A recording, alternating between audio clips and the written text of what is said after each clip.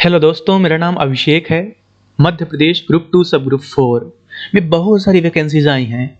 इनमें से एक पटवारी के लिए भी है जो कि कार्यपालिक पद है।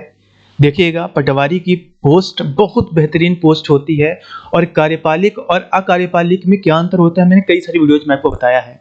तो आज मैं पटवारी के बारे में नोटिफिकेशन जो है, जो पटवारी की पोस्ट है 2022 की, तो मैं इसके बारे में आपको बताने वाला हूं और आप समझेंगे कि ये कितनी शानदार पोस्ट है। देखिएगा, कार्यपालिक का मतलब ये होता है कि आपके पास ताकत रहती है, आपको अधिकार दिए जाते हैं, आप कुछ भी कर सकते हैं। लेकिन जैसे मान लीजिए कि मध्य प्रदेश में जो बाबू पोस्ट है, शायद ग्रेड 3 की पोस्ट है, ऐसी कुछ पद हैं जो अपने बिहाफ में कुछ भी नहीं कर सकते, उनको कोई अधिकार नहीं, वो सिर्फ वही काम करेंगे जो उनका सुपीरियर अथॉरिटी बोलता है। तो इस तरह से कार्यपालिक और अकार्यपालिक पद रहते हैं। तो यहाँ पे बहुत सारे ऐसे भी पद हैं जो कि अकार्यपालिक हैं, लेकिन पटवारी कार्यपालिक है। देखिएगा, जो ऊपर के यहाँ पे बहुत सारे पद हैं, बहुत सारी पोस्ट हैं, इनमें से कुछ कार्यपालिक कुछ अकार्यपालिक हैं। तो इनका नोटिफिकेशन अलग है और पटवारी का अलग है। तो देखिएगा, टोटल 139 पेज का नोटिफिकेशन है।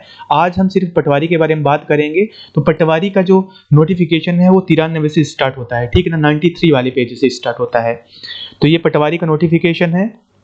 यहाँ पे कोई ज़्यादा बदलाव नहीं है, जो बदलाव है मैं आपके सामने लाऊंगा और देखेंगे कि काफ़ी शानदार पोस्ट है।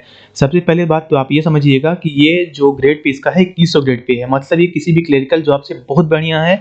एक जो कार्यपालिक पद है, एग्जीक्यूटिव पोस्ट है, इसके पास ताकत रहती है, काफ़ी अच्छी पोस्ट है। दूसरी बात, अगर हम अर्हता की बात करें तो देखिएगा, आपके पास क्या होना चाहिए, ग्रेजुएशन होना चाहिए किसी भी विषय से, आर्ट्स, मैथ्स या साइंस, जिसे आप मैंने बोलें, आपने बी किया है, कुछ भी किया है तो आप इसके लिए कर सकते हैं। आप स्नातक होने चाहिए। सीपीसीटी आपके पास नहीं है तो भी चलेगा, ठीक है ना। लेकिन जब आप ज्वाइन करेंगे तो 3 साल के अंदर जो 3 साल की परीक्षा अवधि है, 70, 80, 90% के स्टाइपेंड रूल आपको लगेगा, ठीक है ना।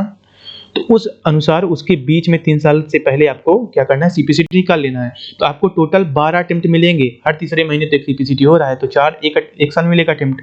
तो 12 अटेम्प्ट में आपको सीपीसीटी क्वालिफाई कर लेना होगा, या फिर अगर आप पहले ही कर लेते हैं तो कोई बात नहीं। एक महत्वपूर्ण बात अभी ये समझिएगा कि जो यहाँ पे महिलाओं के लिए आरक्षण है वो 33% का है। तो अगर मान लीजिए किसी भी कैटेगरी में, लाइक जनरल में या फिर ओबीसी में, किसी में अगर महिलाओं की जो सीट है अगर वो नहीं भर पाती है, ठीक है ना, अगर महिलाएं नहीं मिल पाती हैं, एलिजिबल नहीं रहती हैं, तो वो पोस्ट किसी मेल को अलॉट नहीं होगा। तो ये महिलाओं के लिए जो आरक्षण है 33% का, ये अच्छे से फॉलो किया गया है और यही भर्तियाँ फिर आगे बैकलॉग में फॉरवर्ड कर दी जाएंगी। देखिए, अगर कोई विकलांग का या फिर हम दिव्यांग बोलें, तो दिव्यांग के लिए अगर कोई अप्लाई कर रहा है तो दृष्टिबाधित जो रहता है, जो ब्लाइंडनेस जिसको रहती है, उसके लिए एलिजिबल नहीं रहेगा। और देखिए कि यहाँ पे बहुत सारे एम्प्लॉयज़ हैं, लाइक कि जो government employees of Madhya Pradesh हैं, इन सबको अगर ये परीक्षा में बैठते हैं तो इनको जितना भी प्राप्तांक मिलेगा उसमें 5% की एक्स्ट्रा छूट मिलेगी।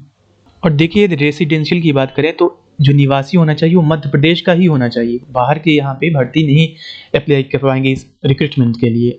और जो एज लिमिट की बात करें तो जो आपकी आयु की गणना है वो 1 जनवरी 2023 के हिसाब से होने वाली है। तो आप इस कट ऑफ डेट को याद रखिएगा।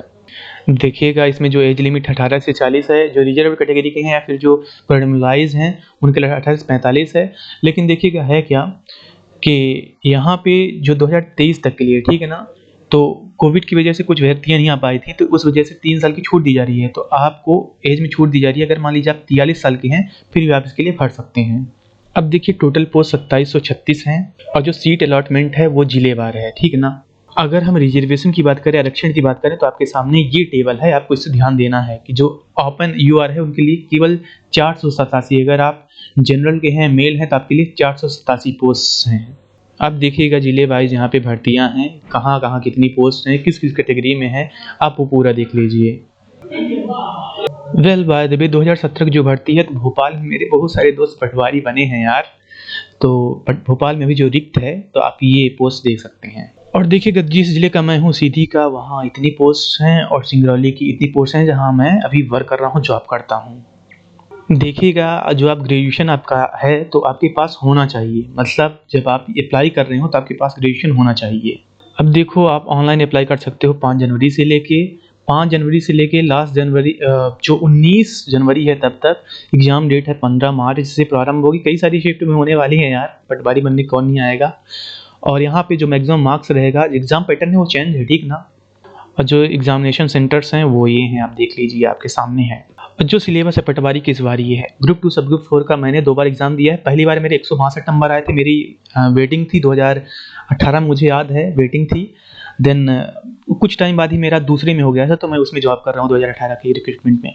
तो बाद में देखिएगा है क्या कि ये आपका सिलेबस है। एक कई बार काफ़ी टफ भी आ जाता है, लेकिन काफ़ी मज़ेदार रहने वाला है। इसकी तैयारी मैंने अपने चैनल पे कराई है और आगे मैं इसके बारे में और डिटेल में आपकी तैयारी करा सकता हूँ। तो जो आप पिछली बार का पटवारी का सिलेबस है उससे ये हल अलग है और उससे ये टफ है। ये वाला रियल मायनों में टेस्ट होगा, तो टोटल 200 नंबर का रहेगा, ठीक है ना। रुकिए, एक मज़े की बात बताऊँ, आपसे कोई कंप्यूटर डिप्लोमा नहीं मांगा है।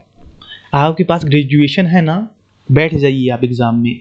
आपके पास डिग्री है, बैठ जाइए एग्ज़ाम में। ना आपसे कंप्यूटर डिप्लोमा मांगा है, ना सीपीसीटी मांगा है। सीपीसीटी आप आराम से निकाल लेंगे। तो बहुत छूट मिली है। ये है पटवारी की रिक्रूटमेंट और इसमें मैंने एवरीथिंग कवर कर दिया है। दोस्तों, कोई भी मन में आपकी डाउट हो आप हमसे याद करिएगा। धन्यवाद।